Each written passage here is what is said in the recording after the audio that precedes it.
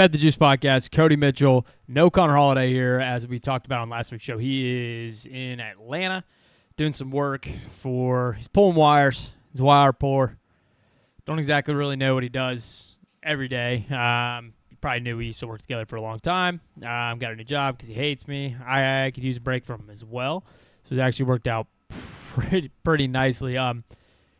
College basketball preview and picks episode for February 21st. I thought about combining the after hours and the P5 games, just kind of how we normally do it, but I kind of like the after hours. It's a little more loose. We get to talk some mid-major hoops, some SWAC, some MEAC, some America East, some Patriot League, like the good leagues that 99% of the country doesn't care about, doesn't even know exist until they hit in the NCAA tournament, and then suddenly that's their underdog and their sleeper because suddenly they're just a college basketball expert. The thing with college basketball is nobody is an expert because it is nothing but fucking madness. It's been a crazy couple weeks here. Personally, honestly been kind of hot, kind of really hot actually. The only thing is the last few days, they haven't been bad by any means, but they definitely haven't been like stupid, crazy, insane. There's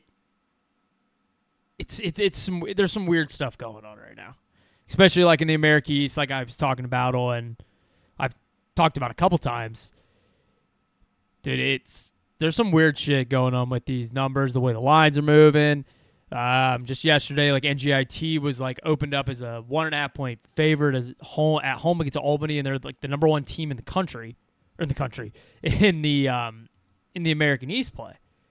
And then the line closes at 5.5, and they just go in and get absolutely fucking boat raced by freaking God, who smoked them? Is it Albany? Albany's the one who ends up smoking them. So, yeah, it's been pretty crazy, but we're gonna do the P5 games. There's a lot of really good ones out there now. It's a really good weekend. We obviously have the weird, random Michigan Duke game. We'll get to that one later. Obviously, Houston, Arizona, but there's some other gems mixed in there as well. So we'll get to all of them. We're gonna start off with a bang here. Sort of, if you want to call it a bang. Florida State is getting 9.5 points on the road at Clemson, over under 143.5, plus 375 on the money line for the Seminoles. This line is still current. Okay. So Clemson, was sitting really pretty. They were 20-4 in the season. They were 10-1 in ACC play until they dropped 3 straight. Virginia Tech one was a real head-scratcher. No shame against losing to Duke, but you did get the cover for us. Thank you, Clemson, right by the hook. And then the smelly of smelly lines on, what was that, Wednesday against Wake Forest. They were 3.5 point underdogs, or favorites on the road in Wake, and everybody and their mom, including myself being a fucking idiot, took it, and they dressed it up at the end. But it just eventually did not get home. I kind of like Florida State. I've kind of been on this Florida State team for probably the last 3 weeks, and they've been nothing but good to me. Have they covered? I wonder if they've covered their last. Because I can't tell you the last time they haven't covered for me. Now this is going to be the closing line back. Yeah, they've covered 4 or 5 for me, so it's not bad because I feel like I've been on them basically every single week. And they haven't really lost. Like they've won 1, 2, 3, 4, 5, 6. They won 6 out of 8. The 2 losses are Virginia and SMU. And I mean, people call me crazy for betting Virginia Tech or them against Virginia Tech, and they boat raced them. I think everybody's going to think this is the drill spot for Clemson after, coming off a 3-game losing streak. But I just like the way Luke Locks and Florida State's playing right now. I'm going to wait and hold because I do think we might get a better number at the end here. But I will lock up this 9.5 for the show.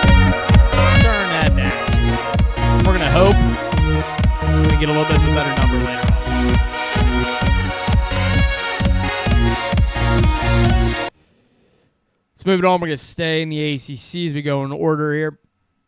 Wake Forest getting 4.5 points on the road at Virginia Tech.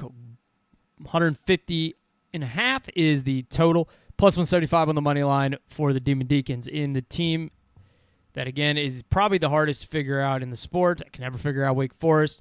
Virginia Tech is slowly getting to that level. Wake coming off 3-game winning streak, under Steve Forbes. Is Steve Forbes going to find a way to get to the bubble? We should rename the bubble the Steve Forbes zone. Because, I mean, how many years? Is probably, year 4 in Winston-Salem, and they've been on the bubble. They're on the wrong side of the bubble, unfortunately for them, all 4 years. And, sorry, it was a long day, man. I needed some Red Bull. The sugar-free one, only 20 calories. Tastes pretty good. Nothing incredible, but gotta watch some calories. Now, Virginia Tech, last time I looked, was still flirting with the bubble. They have them as the next 4 out. Now, for one, I need y'all to stop just quoting Lenardi for everything. Joe Lenardi is not ranked in the top 100 bracket matrix. He is not a good bracketologist. He just happens to be the name that everybody follows. But guy really doesn't come close to being any good. There's literally 100, at least, I don't know the exact number, at least 100 bracketologists better than him. So let's quit going to Lenardi. Let's get a Velo in there. Nice nicotine pouch here. And I mean, dude, Virginia Tech needs this game like water. But man, I cannot fucking trust this team. They've lost 4 or 5. They're including 2 at home in games they have really not been competitive in. Outside of that, and then like random mixed in game with Clemson as well. I mean, North Carolina on deck. To me, it's just too many points. There's 2 teams here I can't figure out, so I do not want to lock any of this up. But I'll take the points with the Demon Deacons, but no bet here. Next, we got the North Carolina Tar Heroes laying 2.5 points on the road at Syracuse. 152.5 total. Plus 136 seems to be the best number you can get out there for the Orangemen. North Carolina, post Caleb Williams injury, got smoked by NC State on the road. And then obviously the big one against Pitt, but I mean, it's Pitt. I mean, who isn't beating Pitt? Kazicha Pitt. This number actually opened at 3.5 and shot down. Syracuse kind of frisky. Surprised they're not on the bubble a little bit more. If they could have just fucking found a way to beat Houston in that overtime game in Vegas, like they would be right here and right to have a shot. So my angle is here. Is North Carolina, I think, needs this get-right game a little bit better than Syracuse. Syracuse is coming off Duke. There's 2 sides of this. The 2 cute play would be taking the points with the Orangemen. It's the fake sharp play. But also, I just don't want to bet North Carolina. I think it's going to be so public. This line already got bet down by Sharp. I don't want to be on the public side of the public favorite on the road. And I don't trust this North Carolina team post Caleb Wilson injury. So I will take the 2.5 at Syracuse, but this will be a no bet for me. Virginia getting 8.5 points at Virginia. Jai Lucas in year 1, man, has done an incredible job. Miami is now sitting at what? 21-5 in year 1 after just being an absolute disaster for the last 3 seasons? Probably. And their only losses are Florida, BYU with the healthy Richie Saunders, Clemson when they were playing well. The Florida State one, Florida State's fucking beat some good teams, man. And then that weird one to Cal. That Cal one I can't really figure out. But, man, they beat NC State in a game they probably shouldn't have. They beat up on North Carolina. Like, they have some halfway decent wins. But now they're playing a Virginia team and Ryan Odom that's quietly 23-3, getting disrespected by the so-called bracketologists out there. And this team's won what? 6 in a row? 7 in a row. Sorry. Who's won 7 in a row? And they were up on Virginia Tech. What was it? It was literally like 41-9. I tweeted out something like, "Stop the cowband. This is getting utterly insane." What was the actual number? Because I know it was something crazy. They were beating Georgia Tech 42-9. Jesus fucking Christ. So I was even short on that one. Doesn't this seem kind of low? Or like the number's too high for Miami. I was thinking this was going to be like a 6.5 point spread. Now you're telling me it's an 8.5? But if you look at the other side of it, I mean, Virginia at home has kind of been a wagon. I mean, they destroyed Pitt, destroyed Syracuse by this number. They beat Stanford by 15. They have not had a game at home that's been in the single digits since December 20th against Maryland of all teams. An old ACC rivalry. I kind of want to lay with the Hoos. I think Miami's been riding a little hot, but I do think this number might drop just a little bit. Nah, screw it. Everybody's going to be on Miami. They think, they'll look at that record and see how well they've been playing as of late. I think the number's high for a reason. Vegas is telling you to lay the 8.5. They're basically begging for it. I'm going to hold out. Hopefully we can get a 7.5. Maybe we can get a 6.5, but for now, I will lock up Virginia minus 8.5.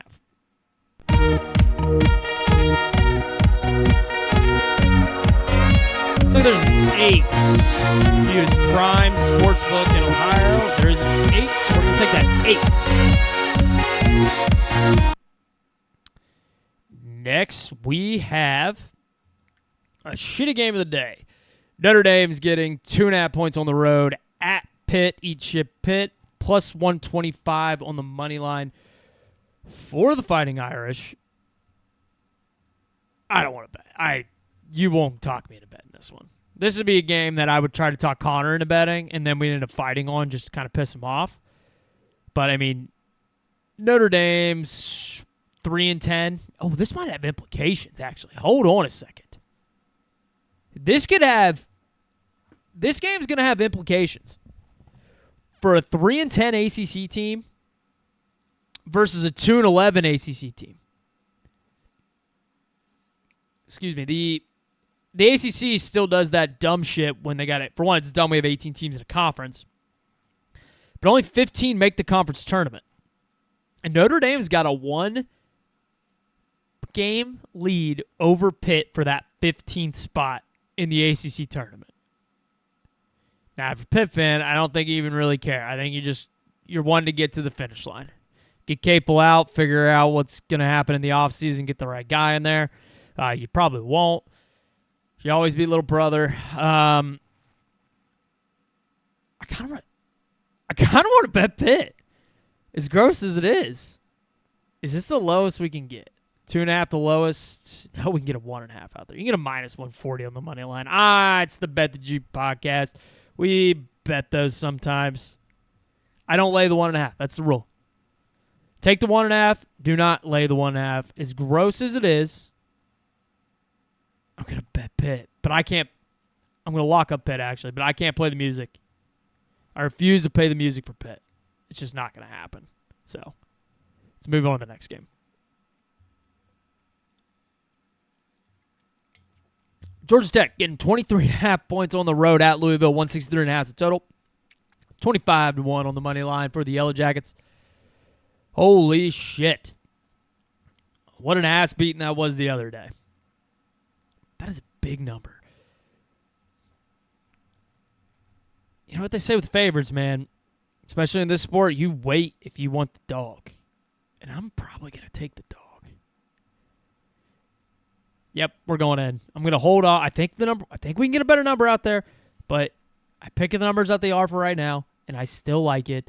I'm going to lock up Georgia Tech plus 23.5. That was an embarrassing performance at home in your home gym. I think David Stoudemire gets the guys fired up. Have some pride kind of game. And Louisville is at home. No, No, they're going to North Carolina on Monday. It's a clear look-ahead spot here. Georgia Tech's got scholarships too, man. That was an embarrassing performance the other night. This is just have some fucking pride game. I think Stoudemire is enough of a player's coach that they'll rally around it and find a way to figure this out. Louisville wins by 19. Lock up Jackets. I do think if you wait, though, you probably get a better number out there. Especially after everybody saw what they did to Virginia. I think you'll get a good number. Boston College getting 16.5 points on the road at SMU. Plus 1,100 on the money line for the Golden Eagles. SMU, it's kind of, they potentially flirting with that bubble a little bit, but I don't know. I think typically SMU kind of takes care of the little guys in the ACC. It's when they jump up in competition is when they have problems. I mean, they've basically taken care of everybody they're supposed to, and then anybody that's a step up in competition is kind of taking care of them. So I would probably be willing to lay this with SMU, and I think they win comfortably, but I don't have a feel for it at all, so I'll stay away from this one. The band is on the field. Stanford getting 2.5 points on the road at Cal. 147 is the total, plus 126 on the money line for the Stanford Cardinal. Both bubble teams, and this one has some real implications here.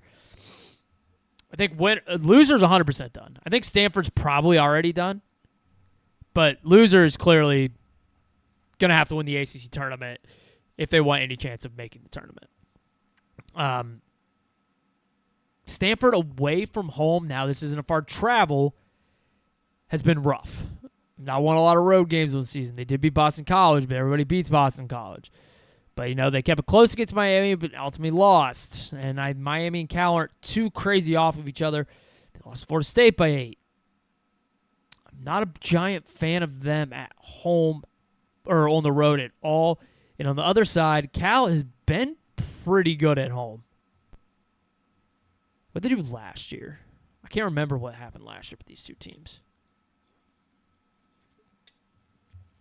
So did Cal lose all 3? Yeah, Cal lost Matson lost all 3 games, but that was a really bad Cal team. They lost all 3 games to Stanford. Yeah, we'll go in. I'm going in on Cal. It's a revenge spot here. They figured out this Cal team's a little more improved. Keep that NCAA tournament hope.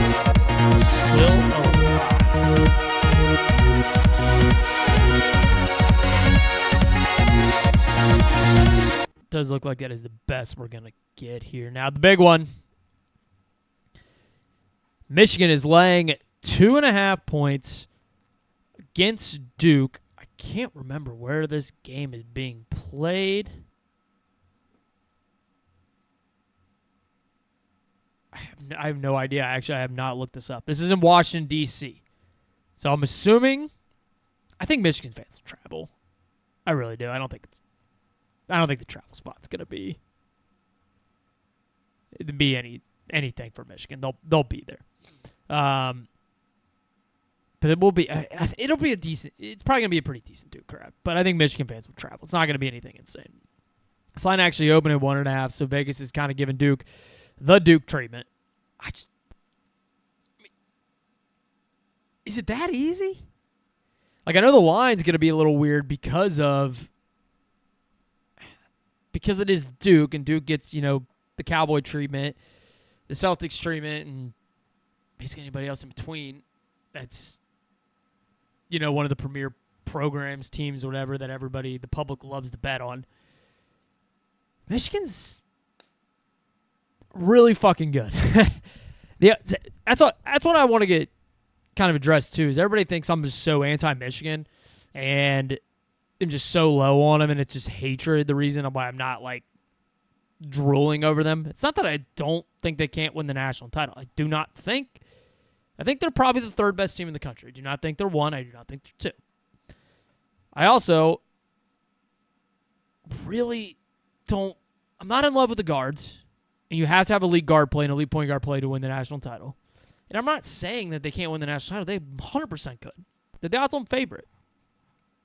It's everybody in the world, and respectable people in the college basketball world that I really respect too, are treating them like they're, minus 250 to win the national title in the fields plus money. And it's just like, no. Like, someone had the idea, like, if they beat Duke this weekend, they're probably going to be, I don't know, plus 250 to win the national title. And I think it's insane. In a tournament setting where it's literally the hardest tournament in any major sport to win the national title, plus 250 I think is just absolutely ludicrous. Ludicrous. I would I like bet the field. Like, I don't like laying that much juice, but like the field to me is a lock. Especially for me, because I don't even think they're the best team in the country. I still think Houston's the best team in the country. The second best team is probably Iowa State. I had UConn up in there for a long time. That's not looking so hot anymore. I think they'll be fine, but Florida's playing really well. Like, I would put Florida right there with Michigan. I don't know. The people that act like it's minus 200 seems crazy. But after I shit on the entire time here, it seems too easy to me. Michigan's got, it's the most of the teams. It's a veteran group. Like, how many guys on this? Like, they're all upperclassmen. Duke's led by Cam Boozer, and as electric and just amazing he is, he's still a freshman. Like, the big man, Patrick, I can never pronounce his name right. He's, a sophomore. He's been there. Isaiah Evans is a sophomore, but they're still relatively young. Dame Sarr's a freshman. Like, this is a young group. This is a giant spot with the entire country watching on here. Now, I would love nothing more for Duke to beat this team. But I'm going to lay the 2.5 with Michigan. I think they're the better team. I still have a lot of questions about this Duke team, and it just seems a little too easy for me. So I'm going to stay off of this one. I'm going to have no bet in this contest, but I do think Michigan takes care of business. I think they probably win by 7 or 8. Let's go to the best conference in the sport. Cincinnati is getting 11.5 points on the road at Kansas. What's Darren Peterson going to do? I don't think anybody knows. Your guess is as good as mine at this point. After he hit that shot against Oklahoma State and then checked himself out of the game, like, that is a tough look, especially when everybody saw it. There's the rumors about his NIL deal, like, giving him, is he allowed to, like, actually check himself out of the game? Like, I don't know if those rumors are true. I don't know anything. My dog's being really adorable right now. I'm trying to record bugs, but you're good. Yes, you are. Yes, you are. Make sure to adopt. Do not shop. Or little pretty pit bulls like this one are going to be locked in cages forever, maybe euthanized. And everybody wants the puppy, but if you can make it and you can adopt, just do it. It's so much. It's so worth it. Or take one in. Like, that's how we got her. She was, my cousin found her in a dumpster at an apartment complex when she was probably around 7 weeks old. She's all white with blue eyes, so most likely she's deaf. Probably why somebody threw her out. And then, like, she's changed my life. She's been there through some really hard times. So she's my best friend. Aren't you, little girl? I'd pick her up and show you, but she's a jack little thing. I think my dog could probably play more minutes in a college basketball game than Darren Peterson at this point. It's getting kind of laughable. I don't know what the fuck is going on here. It really makes me want to take Cincinnati, but I am scared as hell of that Fog Allen Fieldhouse. This Kansas so far this year, I believe their ATS thing's kind of crazy at home. Yes, they are 10 and what is that? 10-4 at home ATS. But this line is rather large. Like Cincinnati, Wes Miller's a dead man walking. We all know that. We all know that. I mean, if you're listening to the show, like how high I was on Wes Miller and this hire, I loved him at UNC Greensboro. I think he's I still think he's a good coach. I just think the situation really didn't work out well for him. But I mean, Cincinnati's won 3 in a row. I mean, that win over UCF was good. I know the other was Kansas State. I think they fight, and I think they keep it under this number, but I am way too scared of Fog Allen to actually lock this one up. So I'm going to take the points with the Bearcats. You can probably wait and get a better number too with this one, but no lock. Kansas State getting 16.5 points in Lubbock. Obviously, everybody knows by now, JT Toppin, done for the season, torn ACL. It sucks because I really thought there was a shot that Texas Tech legit could have won a national title. They had the best 1-2 punch in the country with Christian Anderson and JT Toppin. Graham McCasland, one of the best 15-10 coaches in the country, just really hasn't won that big one yet to really, solidify himself in like the top portions of the coaching ranks. United States with a win against I don't even remember who they played, but they're playing Canada in the gold. It's the only time I really care about hockey is when the United States is playing, but it's a good win for them. Now, for Kansas State on the flip side, they did blow out Baylor. Now, what do we know about Baylor? Baylor is really bad this year, and Cody is not allowed to bet Baylor no more. And I faded them. I hit on Kansas State. They won the game outright. They already got the one-game bump. So now this is the post-one-game bump versus the one-game bump with Texas Tech. But, dude, 16.5 is just too many points. I believe in the bump. I really do believe in the bump. But the problem is, man, Texas Tech isn't deep, dude. They play like – I'd be interested to see like how many minutes – that like six guys play. They might play six, seven deep. Don't. Thank God there's no kids watching right now. They play 1, 2, 3, 4, 5. Like, dude, they have a couple guys that play 9. I mean, they don't play very many dudes, man.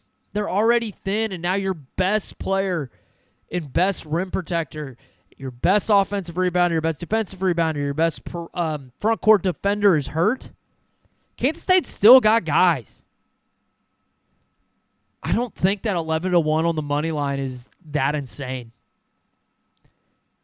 Like, Kansas State's really talented. They just were not, like, Jerome Tang wasn't it.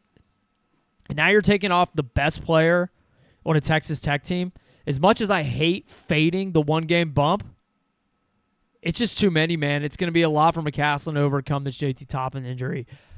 I would sprinkle a little bit on that 11-1 on the money line for Kansas State, but more importantly, I love the 16.5 for them. I'm going to lock up the Kansas State Wildcats. Let's get them.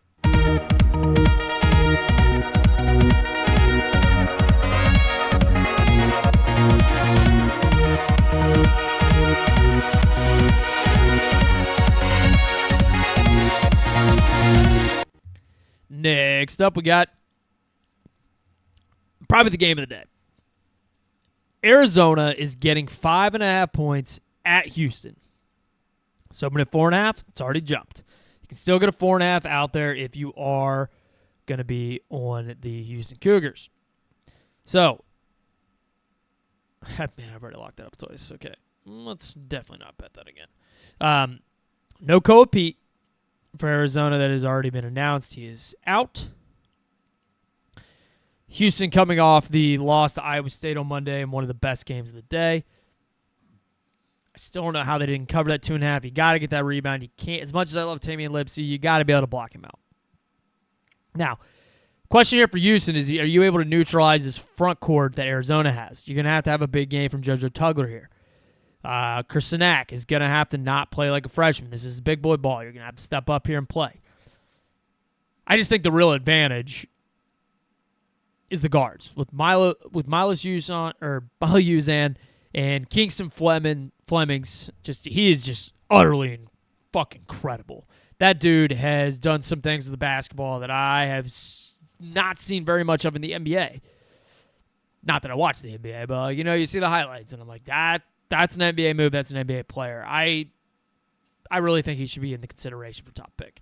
I'm not saying he should be, but it should be at least in the conversation. At worst, the 5th pick overall. But those guys are tenacious defensively. And I know Jaden Bradley is, kind of a veteran guard. He's been around the block a time or two. But Brandon Burris hasn't. I think they frustrate him. I think Houston is just so incredible at home.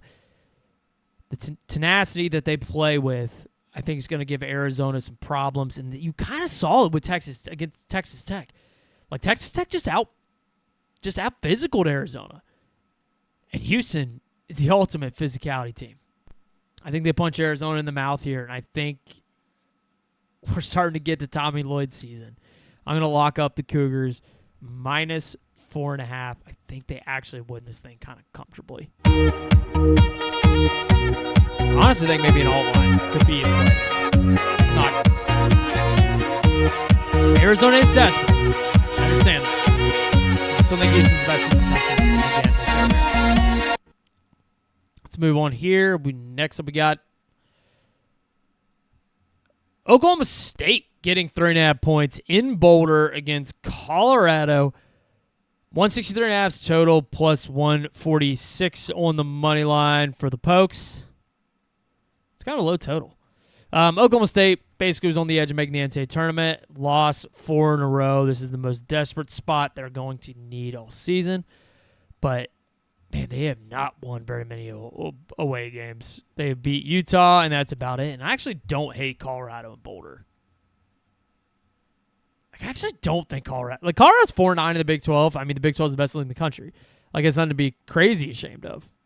I actually don't hate this Tad Boyle team. I actually think they're kind of fun. I think they can be chippy. But making them a 3.5-point favorite, like, no, thank you. I'll take the 3, but no bet. Man, it's only me here, and I'm talking way more than I do when Connor was on here. Arizona State getting 5.5 points on the road at Baylor. 156.5 total, plus 230 on the money line for the Sun Devils. I can't bet Baylor. I have banned myself from betting Baylor. This line actually opened at 6.5. It's dropped a point already. Which, I mean, who the hell at, 2 o'clock on a Friday is rushing to bet Arizona State? Especially on the road at Baylor. They used to hold a little bit of weight, but unfortunately does not anymore. I mean, Arizona State has won 2 in a row. Grant Toppin did get hurt in the Tech game. Those are both at home. I hate Arizona State. But I can't bet this game. I'm not allowed to bet this game. Baylor's fucked me too many times. And low-key, Arizona State has a little bit to a degree, too. So, I'm going to stay away. I think I would lean towards the Sun Devils, but no lock. Oh, what kind of game we got here, baby? God bless the Mountaineers, and God bless West Virginia. Town you will always be, home sweet home to me. Good old Morgantown, W.E. I'm dying in this fucking country-ass, fucked up town. The Mountaineers, greatest team in the country, who somehow lost to fucking Utah at home and basically destroyed their NCAA tournament chances unless they can win this game here, is getting 5.5 points on the road at TCU. Plus, ignore that plus 220 for TCU. It's plus 225 on the money line for the Mountaineers. Now, this could be a Ross Hodge back against the wall game. And yeah, I love those spots for him. West Virginia's a weird team. When they locked down defensively against Utah, they were dominant. Problem was, you got down 21-3. Now, I'm not a head coach by any means. And I'm sure Ross Hodge knows way more about basketball than me. I know he knows way more about basketball than me. But, dude, we got to... As a fan base, we got to talk about the shot selection of Hunter Huff. Like, I love Hunter Huff. He's an incredible shooter and he's a good defender, especially for being a little undersized. But, dude, you do not have to shoot every 3 in crunch time. You have other guys out there. Chance Moore can knock down shots. Tracy Eaglestaff can knock down shots. There's plenty of other guys to move the ball to. You can get some dribble action, kick out. You can run off a screen and maybe get the ball back. But you don't have to do some isolation step back 3 against a 6'8" guy just to get blocked. His shot selection just drives me fucking insane. But I'll tell you what here. Make sure this line is the same. It is still a 5.5. That is the best number we can get out there. Looks like it's on the verge of getting to 6.5. It's only minus 105. Now, you guys got to bear with me here. Because this might be... I mean, it's not might. It's not might be. It's 1,000% is me just being biased. To a degree. I did call it the UCF one, even though I think it was a little fluky. But TCU's really good in that home building. But, man, with Ross Hodge with the back against the wall, I'm going to take the 5.5 with the Mountaineers, and I'm going to do one better. I think West Virginia goes in to Fort Worth and wins this game on the fucking money line. Let's go Mountaineers. Morgantown, you'll always be home sweet home to me. Good old Morgantown, Morgantown, WP. Now, again, I am a West Virginia fan, so take all that with a grain of salt, but I do actually really like the spot for the Mountaineers. Speaking of UCF, they're laying 2.5 points on the road at Utah. I thought they already played at Utah. I'm going to make sure that's right. They did not. It's a long way from Orlando to Logan. And Utah is coming off... Oh, fuck. No. Okay. Oregon. Never mind. Not even going to address it. Utah's coming off of their first road win of the season. There's never a look ahead for either one. I mean, UCF's not really going to look ahead to BYU, especially now with the injuries. The number's really small, but I'll lay it with UCF. I mean, they're now like officially on the bubble for some reason. I really don't. I'm still kind of confused with the bubble situation. Why the Big 12 gets so ridiculed. It's the best conference in the country, and they're just getting no respect. Some of the ACC teams that are in, fucking Auburn, the shit the SEC pulled with the Charles Bediako bullshit, where A&M and Auburn aren't getting hurt for the games. They're like, that game, we're going to overlook that game that Charles Bediako played in. But we're also not going to count that as a loss for Alabama. So not only does Alabama get to keep their wins, two of the other SEC teams that are floating with the bubble now get losses taken off. Got it. That makes a lot of sense. You know, if you believe that, I'm not saying you're the dumbest person in the world, but you better hope the dumbest person in the world doesn't die. To the late spot, 10:30 tip, Iowa State is headed to Provo. Take on our fighting. I am your host, Lisa Ann. Joseph Smith was called a prophet. Dum dum dum dum dum. He started the Mormon religion. Dum dum dum dum dum. Clones laying 3.5. 155.5 is the total. Plus 154 on the money line for the Cougars. Obviously, Richie Saunders announced out for the season. Torn ACL. It's the end of his college career, which is really unfortunate because he was really one of my favorite players to watch. Yeah, that one sucks. Like, as a guy that's been following him his whole career in Provo, I really hated to see that. And I think we all did as college basketball fans because I think BYU had a legit chance to have like a, maybe an Elite Eight run, maybe a Final Four run. I think as good as DeBonta is, like, as good as Wright is, I think Kevin Young's a really good coach. I just don't see the path anymore for them to really have a realistic chance of being a Final Four team. But, I mean, here's a spot for you. Iowa State is coming off of wins against Kansas and a win against Houston in Hilton. Now they have to go to Provo, Utah, to take on a BYU team who just lost to Arizona, who everybody has written off in one of the most underrated gyms and home court advantages in the sport. Yeah.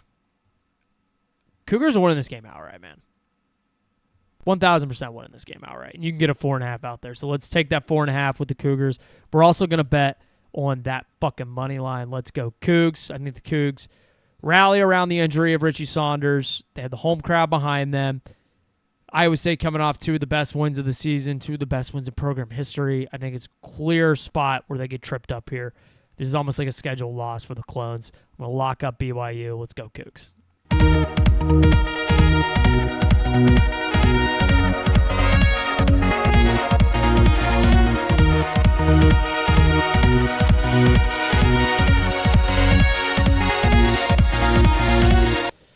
I think the Big East is next here. One of my favorite conferences in the sport. It might be my favorite, to be honest with you, as much as I do love my Big 12. The Big East is, when I think of basketball, I don't know about you. Like, everybody's got kind of the one that, really means something to them. But when I think of basketball, I always think of the Big East. Now, most of it's the classic Big East, but there's some schools still in there. Be sick if they still had it, but it is what it is. I'm just hoping UConn stays in the Big East for as long as possible, because when that happens, I don't know what's going to happen to the sport. Because I think there's more conferences that make sense for Creighton and Butler, and it's just going to, don't kill the Big East, please. Creighton getting 13.5 points on the road at St. John's, 153.5 total, 6-1 on the money line for the Blue Jays, who just went in to Stores and knocked off UConn. Yes, we were on the 17.5. For sure. Pretty sure that was in one of the videos we did. But I didn't know they were going to go in there and win by almost double digits. What a fucking win for Greg McDermott. Creighton's got guys. It's just they haven't been able to put it all together in the post Kalkbrenner, Ashworth, Shireman, whoever, Kaluma, who was the other one, Trey Alexander. I mean, they've been gone for a couple years, but they haven't been able to put it together as a collective yet. But I do think they're still really well coached, and whenever McDermott does call it a career, Alan Huss, the old High Point coach, is the associate head coach, and he will be taking over. I think Creighton's not going anywhere. And that is a great win to start all that. Why is this number 13.5? Did they not just watch the game the other night? It's got to be because, St. John's is really good. St. John's has turned a corner, but I'm pretty sure, if I'm not mistaken, St. John's, do they have UConn coming up? Or is that the last game of the year? They might have made it the last game. They didn't. It is. They do have it's a clear look-ahead spot, too. Wednesday is basically, UConn's now dropped 2. So UConn's 14-2. St. John's is in first place at 14-1. They go 2 Stores on Wednesday. I think Creighton's playing some good basketball here, and with the clear look-ahead spot, there's nothing we have to lock up Creighton. It makes too much sense here. And you know what? If St. John's goes in there and just absolutely drills Creighton, I bet it again tomorrow. The spot's there. The spot's perfect. Good bet. Let's move along. Let's go to Butler. Xavier's headed to Butler, plus 2.5. 158 is the total, plus 136 for the Musketeers on the money line. Butler just went on the road and waxed my Hoyas. I don't know what's going on with my Hoyas. Thought they were turning a corner there, but they snapped a nice little losing streak there. Xavier, on the other end, also played Villanova. Played Villanova really tough. Took them to overtime on the road at home.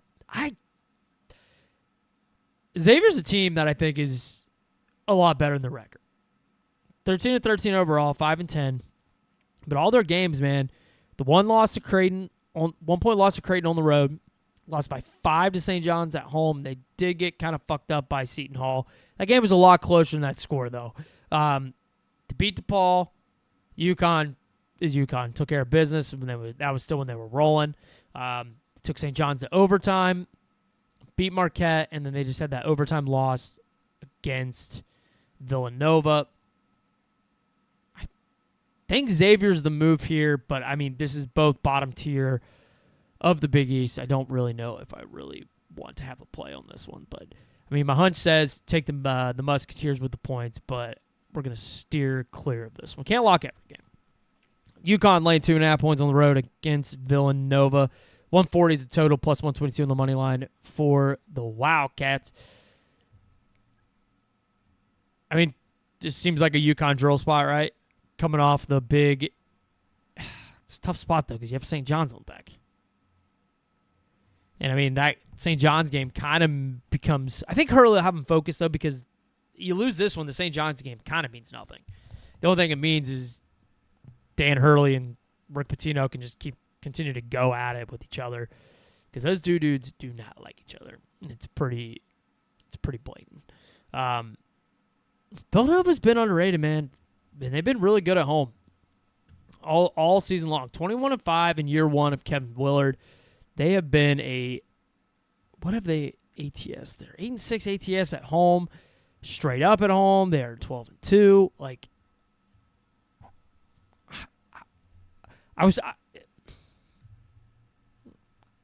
what I thought with UConn more than anything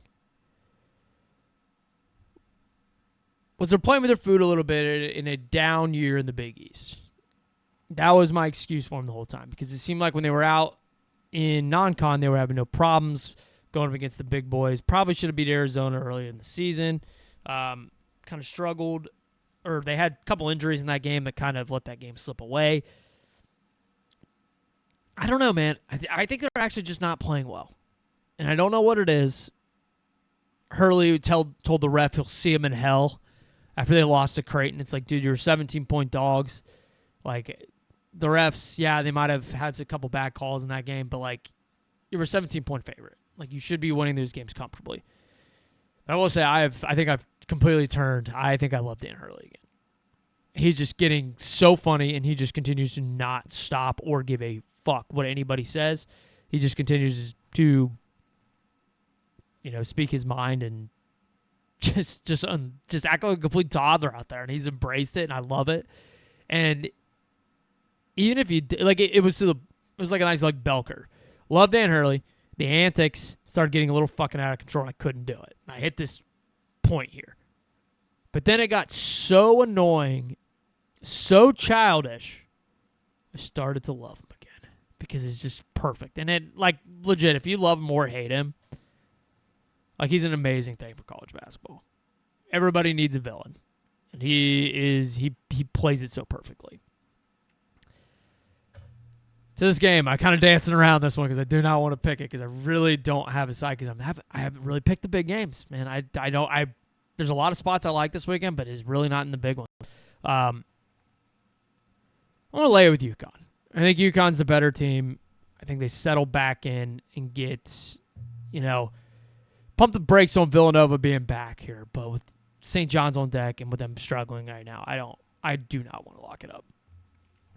Which is weird, because typically the Big East is where I lock every game. Georgetown go on the road at Seton Hall. 5.5-point underdogs. 135.5 is the total, plus 205 on the money line for my Hoyas. After they were playing really well, they've just kind of came back to what they are. They're not good. I hope Cooley doesn't get fired. I hope they give him one more year. I'm hoping they can build some momentum heading into the Big East tournament, and it would start right here. But Seton Hall is, after dropping that game to DePaul, I think it's done. I would be really shocked if they have any chance of making the NCAA tournament now. Like, you're 8-8 in a bad Big East. I think it's cooked. But I do know one thing. I do think they can win the Big East tournament. I do not think they are going to quit on Holloway. That's not going to happen. I think they play really hard for him here. And Georgetown on the road all year has struggled. They did get a couple, but it was the Cooley game against Providence and then the weird Butler game. ATS-wise, they're actually not bad ATS-wise on the road. And Seton Hall has actually weirdly been a lot better on the road than they have, ATS-wise at least, than they have at home. And kind of even with on the money line, too. They've actually been kind of frisky on the road. I like the Hoyas here. I like them to keep it close, but no bet. I'm not seeing the Big East board this weekend, dude. I don't love the Big East board. All right, we're not at the building at least. Still got my Friars shirt on, though. Providence getting 1.5 points on the road at DePaul. DePaul, their total 154.5 plus 115 for the Friars. I don't want to bet DePaul. Dude, I haven't bet on DePaul all season. But fucking St. John's one and only road win in Big East play was that weird one they won on January 3rd against St. John's. But can anybody make me bet DePaul? Like, I don't think so. I can't get there. I mean, Chris Holman has done an incredible job. Like, they're 6-9. They've won 2 in a row. Dude, I'm going to have to just fucking do it. For the first time in the 2025-2026 college basketball season, I am officially locking up the Blue Demons at DePaul. Gonna fade my Friars. Now we switch this around. This is at the building. We always back the building. Looks like FanDuel has the lowest money line, 134. Because again, what do we do, team? We do not take the 1.5. Or do not lay the 1.5. We only take the 1.5. To the Big Ten, Rutgers is getting 8.5 points on the road. Excuse, that's a typo right there. They're getting 8.5 at Minnesota. 134 is the total. Plus 310 on the money line for the Scarlet Knights. I like a lot of dogs this weekend, man. I think another one is going to be here. Like, it is at the... Wait, this is... Oh, wait, I have this backwards because I'm a dumbass and don't have the slide right. Rutgers is the one getting 8.5 points. Of course, dude, the last... I don't know, man. I might go in on Rutgers. I think I have to. Like, I think year one in Minnesota has not been bad for MedVet, but they've still kind of fallen off a little bit. They are what is that? They're 2-8 in the last 10 games. They've actually kind of gotten drilled at home a couple times, too. I mean, that loss to Maryland, what the fuck was that?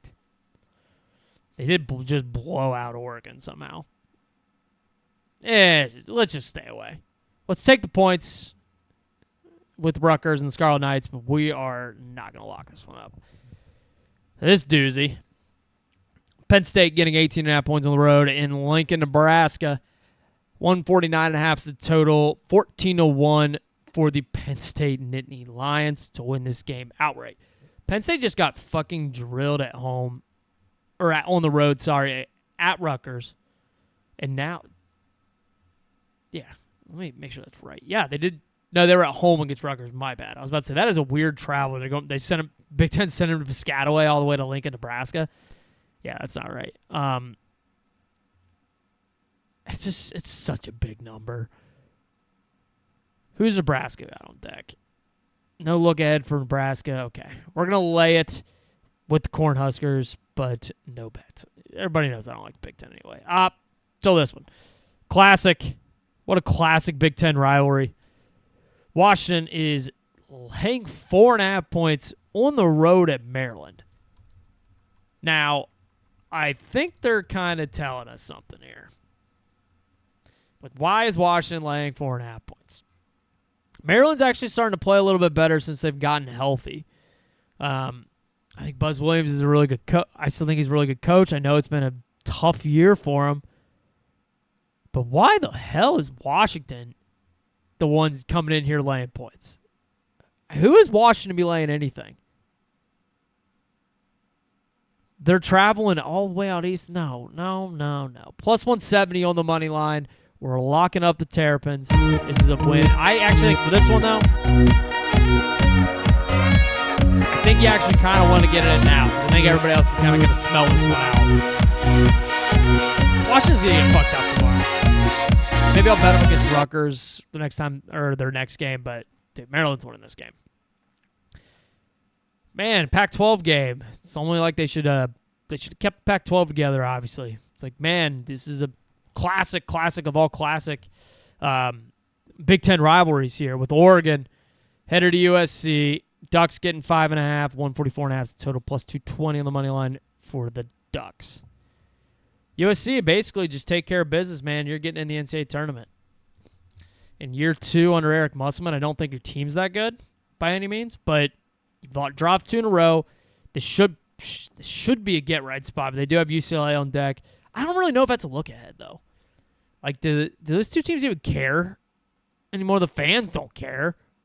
It's like, I guess it's a rivalry, but these teams don't give a shit. I don't like this USC team at all. But Oregon's just been a fucking disaster, and I have almost banned myself. Like, dude, they're 2-13 in the Big Ten.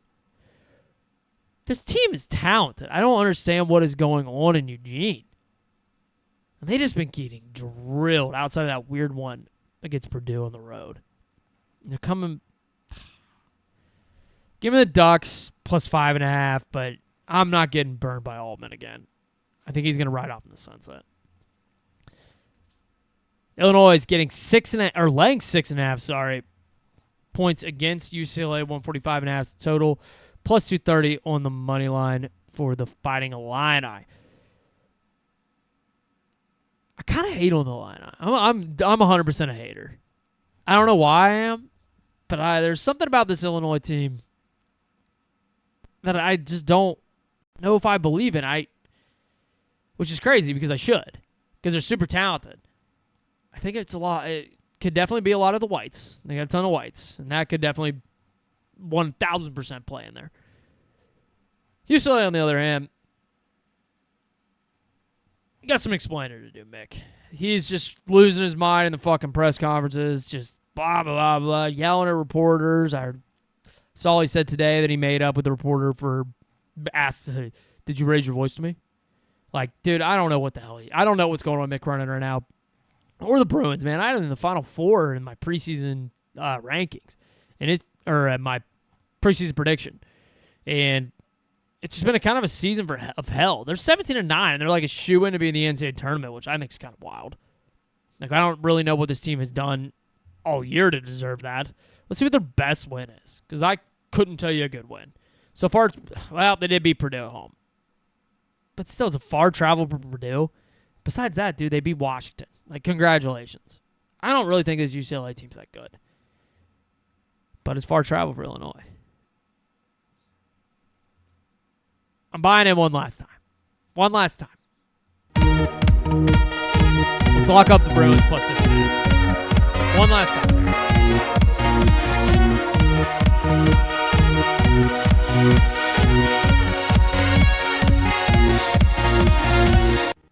So I'm 57 minutes in for 35 games. Well, later tonight, I got the after hours, and there's 114 games. Do the math there. There's no way I'm doing 3 hours. We're going to figure this shit out. Now, a lot of those, some of those I don't have some locks on, so we just kind of speed through them a little bit. So hopefully it'll be a little bit faster than what's going on here. Let's go to the SEC on the home stretch here. Florida laying 12.5 points on the road at Ole Miss. Ole Miss just fucking blew that game against A&M. I don't want to get away. I don't want to get in the way of this freight train that Florida's on right now. Their last, I know they've won like 6 in a row here. 7 to be exact. Won by a billion against South Carolina. By 23 at home against Bama. Won by 19 against A&M on the road. Won by 20 against Georgia on the road. Beat Kentucky by 9 on the road.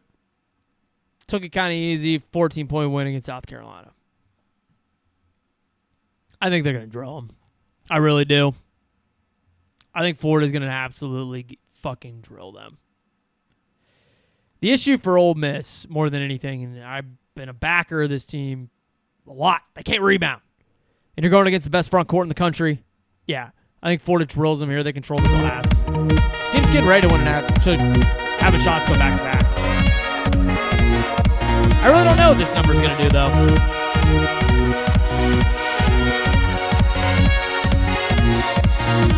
This might be something you want to go all in on. I'd like early now because there's an actual chance for them to like.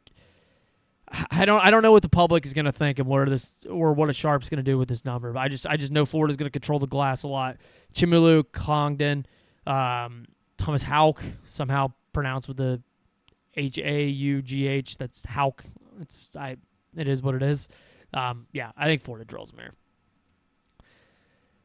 Moving on here, let's go to South Carolina. Mississippi State is getting 1.5 at home on the road at South Carolina, 147.5 total, plus 105 for Chris Jans and the Bulldogs. I've been on the Bulldogs the last few weeks, man. They've covered back-to-back games. They've won back-to-back games. I can't remember what Josh Hubbard had against Auburn. Let's see here. Dude could not miss. He was 9 of 12 in the first half, 46 points on 10 of 16 from beyond the arc. Now, are we worried a little bit that he used all of his shots? I don't know.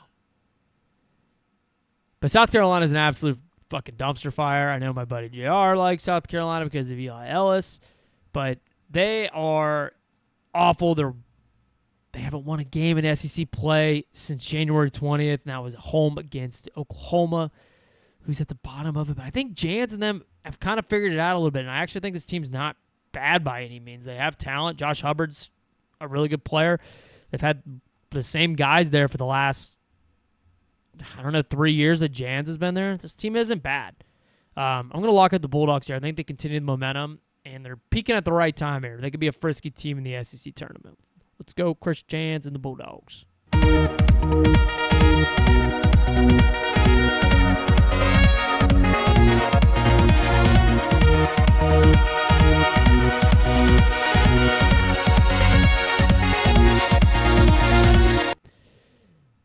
Next up here, we have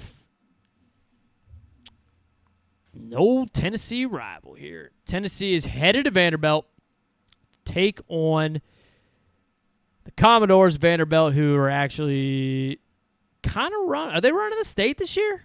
With Diego Pavia and the football team, baseball team is always dominant.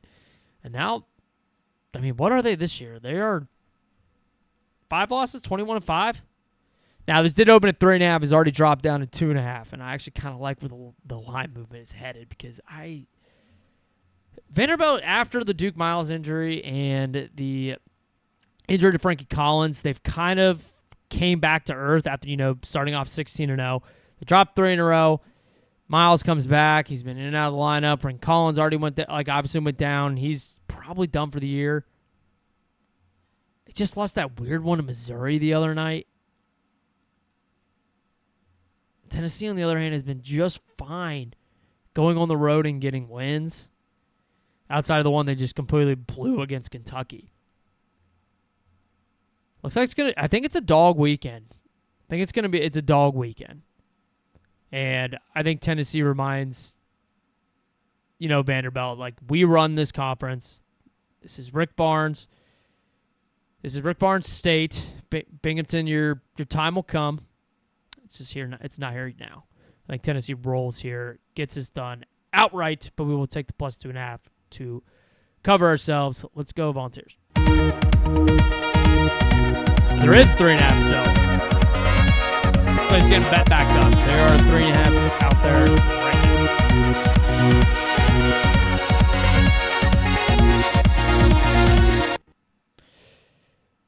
now. Let's move along here to Texas is getting a 1.5 on the road at Georgia, plus 114 on the money line for the Longhorns. I like having the totals in here because Connor's a totals guy.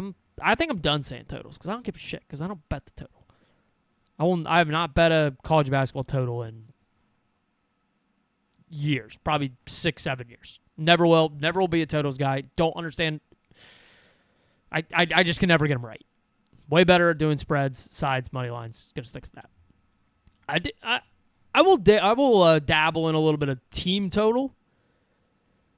There was a time for probably the last 2 or 3 weeks that Utah, maybe 2 or 3 weeks ago, Utah's team totals were getting in the high 60s, and it was a little incredible, especially when they were going up against teams like Houston. And they were scoring in the 40s, they were cashing with ease. But I'm a sides guy. I'm gonna always be a sides guy. Texas, man, 5 straight. I think they solidify themselves in the NCAA tournament. On the flip side, Georgia's going the complete other way. Did get that road win. Weirdly enough, at Kentucky, I completely forgot about that one on Tuesday. That was a loaded Tuesday, though. I think I'm going to continue. I I've been doing it all year, and I continue to do it. And sometimes you can get a 2 out there, actually. I like the way that Sean Miller has kind of turned this team around, and I actually think they're playing some of their best basketball right now. Dalen Swain's playing really well. The front court's coming in and playing hard, and they're defending like crazy, and they're making their shots right now. And I love Weaver and his like terrible receding hairline, but I love the way he rocks it. You know, my hair's going back. My hair's going back too. It's like, you want to hear a joke that'll really kill with 60-year-old men because they hear it all the time. Yeah, my hair's growing back, way back. Like, yeah, you told me that for the 500th time, Charlie, like or Jerry, or whatever the fuck you want to say, whatever 65-year-old name is, but they do that kills. But we're gonna lock up the Longhorns here. Horns up, baby. We gotta keep riding the train, dude. This will be the last one. We basically jumped on the Texas train on this 5-game win streak and hitting every time. I really do think Texas could be a fringe, like, Elite 8 team that nobody's talking about. Granted, Sean Miller in the tournament, something that I do not love, but I do love Texas basketball, man. Old Big 12 rivalry here. Arkansas is laying 10.5 against Missouri. I really want Arkansas. I think Arkansas wins this game regardless, and I really need them to because I need Missouri to get the fuck out of the NCAA tournament. You know, they've quietly won 4 of 5. And when I mean quiet, I mean quietly, because I actually kind of thought they were struggling. But I mean, they didn't play anybody really worth a shit. But that was a huge win on the road or at home against Vanderbilt. Like, they're probably getting in the tournament now, which sucks. If they can just beat Mississippi State, beat Oklahoma, and pick off one of Arkansas at home, Arkansas on the road, and then Tennessee at home, like, they're probably getting in. I like Dennis Gates, but I really don't love this Missouri team. I don't think they're very good. I think you'd be way better off getting another Big 12 team in there, but it is what it is.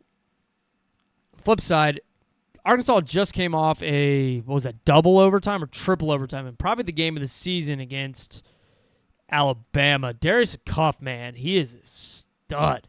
He is an absolute stud. They're coming off that loss against Bama. 10.5 just seems steep. I think Missouri fights in this one, keeps this one close, but no bet on this one have been burned too much. Wait. Hold up. We're gonna bring it back here real quick. Arkansas really hasn't been able to pull away in a lot of these home games. Like, yeah, they did. They eventually did against Auburn, but the number was weird because Keyshawn Hall was announced out before the game. LSU, they played with their food a little bit. They did get up for that Vanderbilt game. Now I'm gonna cast back out here. We're gonna no walk, stay away from this one. Alabama's laying 5.5 points on the road at LSU. Plus 215 on the money line for the LSU Tigers in The Walking Dead with my Matt McMahon. He is on his way out, 1,000%.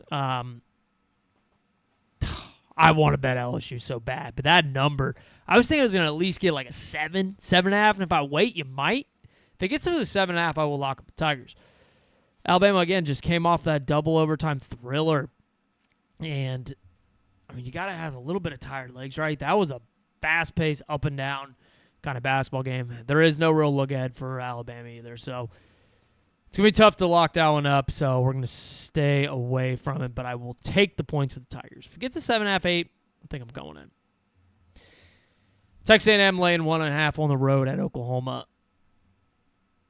Dude, great comeback against Mississippi the other night, but I think Texas A&M's not good. I think he has a phony-ass record. I love Bucky McMillan. I think he's the right guy for the job. I love the style. I just don't really – I think that magic that they had earlier in the year when they were 7-1 in first place in the SEC. They dropped 4 in a row, and then before that comeback against Mississippi. I think his team's just a little broken. And a little bit of a look ahead, too, because they do have Arkansas on deck and, like, the Jerry Jones – it's not football, but, you know, like, it's an old little bit of a rivalry there, too. Dude, there's not a lot of spots here for Oklahoma to get a win here. Like there's, like I think they're what now 3-10 in the SEC. Like there's not a lot of winning spots here, but I think there's one of them. I'm gonna go in on the Sooners here. I'm gonna take the 1.5 quarter mojo in the Sooners. Still think it's a dead man walk. I think he gets it done. Got one game left on the board for this show. Then we got another one coming later. So Kentucky is getting 2.5 points on the road at Auburn, plus 130 on the money line for the Wildcats. I guarantee there's a 3.5 out there if you want it. There is a 3.5 out there on the Cats. Auburn just got worked by Mississippi State, but I do think that was a little bit. Josh Hubbard kind of just went nuclear. This is kind of a, I don't want to call it like a, I don't really have a good name for it. Like Auburn's just lost five in a row, and especially the way they lost. Like this has to be a get up for the Tigers. I think it is. Kentucky kind of fat and happy. I mean, they did just lose the other night, but they've been playing a lot better. Auburn struggling, back against the wall, need to make the tournament, need a win to solidify that resume. I think Pearl gets them up, and they win this game by 5. Let's go Tigers.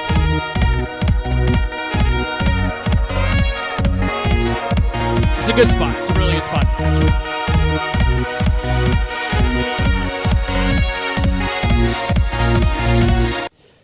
Well, that'll conclude the show that I somehow made longer than we normally do when it's just me here than versus when I have Connor. Hope he's safe down there. Hope everybody's bets go well this weekend. Slate's really good. A lot of really good games. Ton of good games.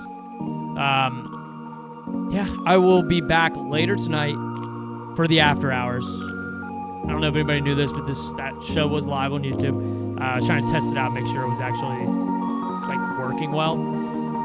Seemed to be okay with not a lot of hiccups, so I'm figuring this stuff out. Good luck to everybody this weekend. I'll see you guys later.